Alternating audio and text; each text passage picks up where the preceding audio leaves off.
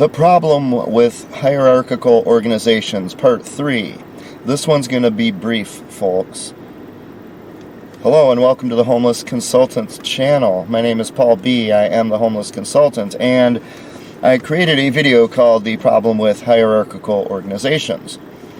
When I did it, to keep the time down to an hour, I accidentally omitted my biggest example, which was NASA. So then I came up with part 2, and I added the NASA analogy and what happened with the Challenger and Columbia disasters. And then, when I was posting part 2, I put some links to some things with Richard Feynman, who was on the Rogers Commission that investigated the Challenger disaster, and Mr. Feynman, may he rest in peace, reminded me that of the Peter Principle.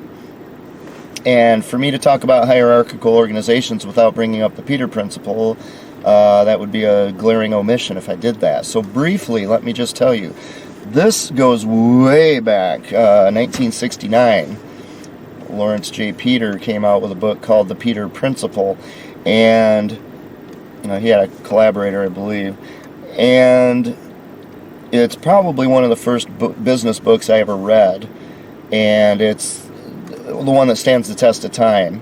And I don't even frankly understand how anyone can argue this point, except that the Peter Principle is not the problem with hierarchical organizations. It's one of the biggest ones, one of the most easily understood, one of the most obvious ones, and one could argue one of the most easily remedied. Now, I'll put a link in the description to a kind of cartoon, a doodle-daddle version that explains the Peter Principle, and they do a fantastic job with a real-world example from, drumroll please, the pharmaceutical industry. One of the most incompetent, evil, ruthless, and dangerous industries on the face of the earth. The industry that underwrote the anti-smoking industry, which gave us a worldwide disaster by elevating a hate group, 500-year-old primitive hate group, to the level of science and public policy, which now their playbook has been copied for this coronavirus health scare. You see, it was the pharmaceutical industry who gave that hate group the power and the money they needed to get kicking into gear in the mid-20th century. Okay? And that's just one thing they've done bad. Pumping people full of drugs, including vaccines. I'm not an anti-vaxxer per se, but putting anything in your bloodstream when you don't know what it is monumentally stupid, folks. Especially when it's something like the pharmaceutical industry that's creating the concoction that's to go into your bloodstream, if you know the history of the pharmaceutical industry. The Peter Principle, very simple, says when you have a hierarchy, upper management, middle management, lower management, grunt workers, all that, people get promoted. You do a good job, you get promoted. You do a good job, you get promoted. You do a good job, you get promoted. But you're not doing a good job anymore, because at this point you're up at a level where it's beyond your capabilities. You don't have the skills, you don't have the competence.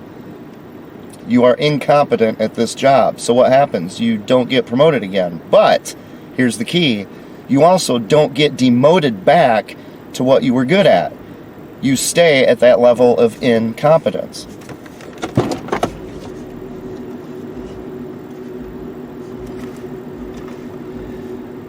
I just thought you'd like to hear the gangbangers that I have to deal with all the time. Can you hear that? The boom, boom, rattling subwoofer. They're the ones who have homes in Minnesota and nice cars, not me. Enjoy the free video series here. You get promoted because you're competent, but eventually you reach a level where you're no longer competent and you don't get promoted again, but you don't get demoted back to where you were good at what you did. So you're stuck at an incompetent level, and so is everyone else, for what it's worth. Now, when you get a hierarchy in a big corporation, particularly where that's happening to many, many people, what do you end up with? An incompetent organization. Duh. And again, there's some things in life that you just wonder, how can people even argue? I understand there's insane people and there's dumb people and there's people run the gamut from, not really even quite human to such extraordinary examples of humanity that you're just in awe. But how could anybody argue that this point is not valid? The Peter Principle explains a lot, folks. A lot. But it's not the only thing, and that's the key. A lot of people are looking for a one-step solution here. When it comes to hierarchical organizations, the Peter Principle is a huge part of it, especially as the organization gets larger. The larger that pyramid is, the more people you have being promoted in there, and the more influence they have. Be sure you watch the little doodle video that I linked to on here. It's very important. Now, there's kind of a corollary to that, and I don't know if Lawrence Peter ever mentioned this or not. I honestly don't remember, but for example, when I applied for the job I'm at right now, as always, I just kind of asked, what about advancement opportunities? What's going to happen? Well, not if, but when I do a great job, what's going to happen? Because I know I'm going to do a great job. Well, they said, oh yeah, abundant opportunities. Okay? 5 years later, not only are there no opportunities whatsoever, but there's not even any consideration. There's not even discussion, or it's not even part of the culture of this company to think about taking someone at my level and promoting them to anything other than perhaps a supervisor, which is an itty-bitty teeny-weeny step above me. So I'm in this company, and I have all these skills. I studied computer science in college and grad school. I just have so many things. When I worked in hotels, being at that level of management, all the things I've accumulated over my lifetime, I'm sitting down at the bottom of this company. And what I see is this. I see a company where, by the grace of God, not by any kind of good management, this incredibly lucky, sometimes companies just get lucky, there's a skeleton there that isn't quite rusted all the way through, that if someone came in and refurbished that and they did it right, I think they could build one of the most fantastic, smooth-running, admirable companies in the United States of America. I think the core is there. I think it's there. I haven't really seen that much potential in a company, and part of it's because it's very restricted in what it does. It hasn't bloated out to other things. The company I'm in is capable of knocking it out of the park, but it'll never happen with the management they have right now. They have the worst management you could possibly imagine. And I've pitched the idea a couple times, and the people I've pitched it to have just kind of like had this deer in the headlights, huh? Look. And I pointed out, look, I'm obviously very good at what I do here. My evaluations from within the company, outside, the affected parties, everyone says I'm extraordinarily good at what I do. All right? But I'm capable of so much more. This is at some low-level job. Do you realize the education and training and experience I have? What I could be doing for the company? Do you get that? And I said, what you really should consider doing is appointing me what I call a Mr. Fix-It. A Mr. Fix-It is somebody like me who is good at looking, who understands the different levels of a company and the different departments, and he's intellectually curious enough to go learn how all the other departments work, which I've always done. When I was at that medical company, I was constantly talking to the engineers, seeing what's going on there. I was constantly talking to everybody. The people in the clean room, the people on the factory floor, the regulatory, everyone. And I got to know how each of these departments functions almost as well as if I worked in those departments. And that's why I say when they brought in this ridiculous excuse for a new CEO, who happened to be a Minnesotan, by the way, I've never mentioned that.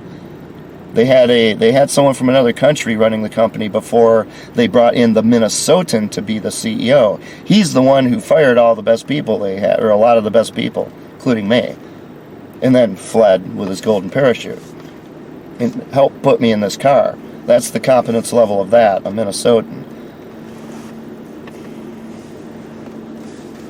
Since I know what's going on maybe not as much at every level because I just don't have the ability to interact with those people in the company I'm in, but I learn all these different things. If you have someone who has that capability, they are able to go to these different departments and talk to them and communicate to them at their level, both in terms of if they have their own esoteric language and technology level of education requirements, and then factory workers who might have been a high school dropout, but they know how to build what they're doing, and they know what the problems are and what goes well.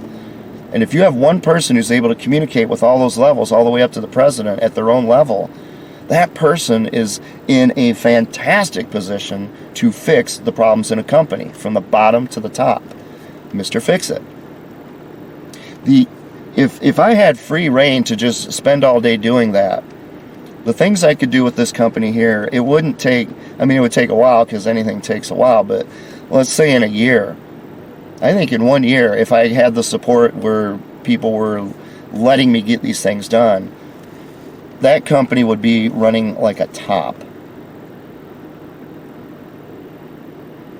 It would be something that, Forbes magazine would feature. It'd be something that people, and unfortunately, they would probably be asking the president of the company to come and speak to their groups about what a wonderful company they have, even though it wasn't the president who did it.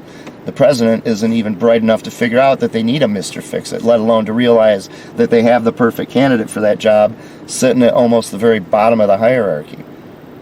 Because they never bother to come and actually talk to us. So they don't, for all they know, I'm just another high school dropout, just watching TV all day, staring at my phone. They don't know. They don't have any idea because they don't know anything about their own company. So what I'm getting at is that there's kind of this corollary to the Peter Principle, which is that because of incompetence, whether it's because the Peter Principle created that incompetence or you just have incompetent people there to begin with, you often get people who don't get their... It's not that they're at their level of incompetence, it's that they never get promoted at all. You've got hyper-competent people at the very bottom. Now, does that make any sense? Imagine you have an army, another hierarchy. And let's say you have the infantry is the best trained in the world. Hand-to-hand combat. How to evade detection. How to work as teams, just as a solid mass, like a Macedonian phalanx or something. The infantry, thousands and thousands and thousands of men who are just as good as you can possibly get. Can't get any better. But every level above is just utter incompetence. All the way up to the generals or even the king. Listen to this. You hear this idiocy? You hear that stupidity? You hear that? That's the kind of Minnesotan who has a home. Not a job, probably, unless selling drugs is considered a job. Maybe it is, because now the IRS is telling people that you have to report illegal activities on your taxes. I'm sure that's going to go really, really well. Another brilliant execution from a government agency. Another brilliant decision. Yeah, if you're doing crimes, if you're doing things that are illegal that'll put you in prison, you have to report it on your taxes. Good show, government. They've never promoted me out of that. Now, I don't want to be a supervisor. Supervisor is the least interesting, fascinating, or worthy task for me to do. I want nothing to do with it. I want to do things. I don't want to sit there and coordinate other people doing things. I want to get something done. And if I have to get it done at my low level, then that's what I'm doing. But if this company took me and made me Mr. Fix-It and gave me some free reign, of course with some constraints, but if I were able to communicate to a competent president at that level, which would probably put my job title way up there toward that top, with commensurate salary, by the way, I, alone, one person, could take that company and turn it into one of the best companies in America. And instead, I'm living in a car. See, I know the technology. I know what needs to be done with the technology. with the office software, with the computer engineering design, software design. I studied software engineering. I know that stuff. The products that we have, I'm an absolute expert on. I know that stuff inside and out. I have experience as a manager. I have experience in business at higher levels. I know that stuff inside out. I know all this stuff inside out.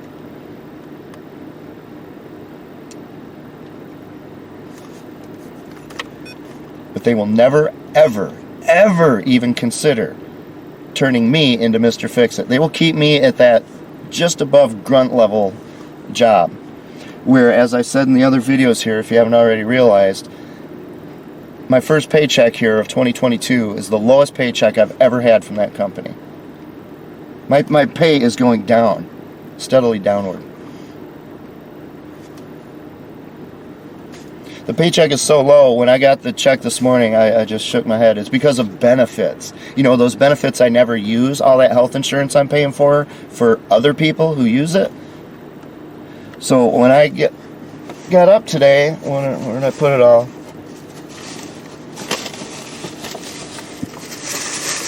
I had to go out as usual every week. I had to get a couple of these, a couple oils, because my engine burns that much oil every week since I have to leave the car running all the time. I went out and I got, as always, these are, by the way, this is $10 for two of these. I'm sorry, $10.70, because I have to pay sales tax to pay the salaries of the very Minnesota government whose incompetence and negligence got me living in this car. You see how that works. I had to go out and buy a box of fuses for $10 plus 70 cents to pay for the Minnesota government. Those lazy bums who don't care that I'm homeless as a result of their own negligence. So what is that? That's, let's see, $10, $20. I had to put $20 of gas in there, of course, which will be burned by the end of today. Before the end of today. That's $40 right there. Do you see, folks? I wasn't even a couple hours into my week after getting the first paycheck of this year, and that much money's gone for this kind of stupidity. If I had a home, I wouldn't be sitting in a car running it all the time. This wouldn't be here. This wouldn't be here, and I would have put about $5 or $7 worth of gas in the tank, and that would have covered me pretty much for the whole week, instead of putting in a couple $100 in gas. This is the reward I get for being the one person in the company who is capable of being Mr. Fix-It, who is capable, who has such a broad scope of interests and understanding and the ability to learn and the intellectual curiosity to learn new things and put them together. The ability to communicate with people at the bottom who have very little education, and the ability to communicate with people who are on boards of directors and everyone in between. I have those skills. That's what makes me so good at what I do. My job with the hotels was, they really created the job for me, for my skill set. It's one of the smartest things I've ever seen a company do. The only thing is, they didn't really give me a whole lot of power with it. They stepped on a lot of the ideas I had, and they paid the price for it. But other than that, it went really, really well. It was great for me. I had a job I loved. The people I served benefited and appreciated it very much, appreciated what I did. But I've never seen another company do that. If this company did it, it would be knocking it out of the park. It would be a role model. And instead, it's probably the worst company I've ever seen as far as a company with that hierarchical management. It's just pathetic. It's a nightmare. It's an absolute nightmare, and it causes nothing but pain and suffering for huge numbers of people. And my reward for being probably, I don't want to say the best. I don't know everybody in that company in detail, but I feel like I'm pretty close to that. One of the best in that company with all those people. My reward is to live in a car and spend my decreasing paycheck, which gets smaller all the time due to benefits, on junk like this. So that's the Peter principle, and what I would add as a corollary, which is that people who are competent and hyper competent at the bottom often never get promoted to where they can benefit the company, to maximize their benefit to the company. They just end up staying down below, and it just rips them to shreds, emotionally, psychologically, in every way. And they either leave the company and go somewhere else, so the company loses that qualified person, or the person just disintegrates. So anyway, just had to throw that in there. I thank Mr. Feynman for mentioning. He passed right by the Peter Principle just like that, but I caught it right away, and I thought, oh man, I forgot to even mention the Peter Principle. It explains so much in hierarchical organizations. No reason to keep on talking. I've put enough time into these videos, and you've put a lot of time into watching them. Thank you for doing that, and I hope you get something out of it. Again, for your companies, your anything with a hierarchy that you deal with in life, governments, churches, whatever. I hope this discussion has helped you out a lot. Thank you so much for watching.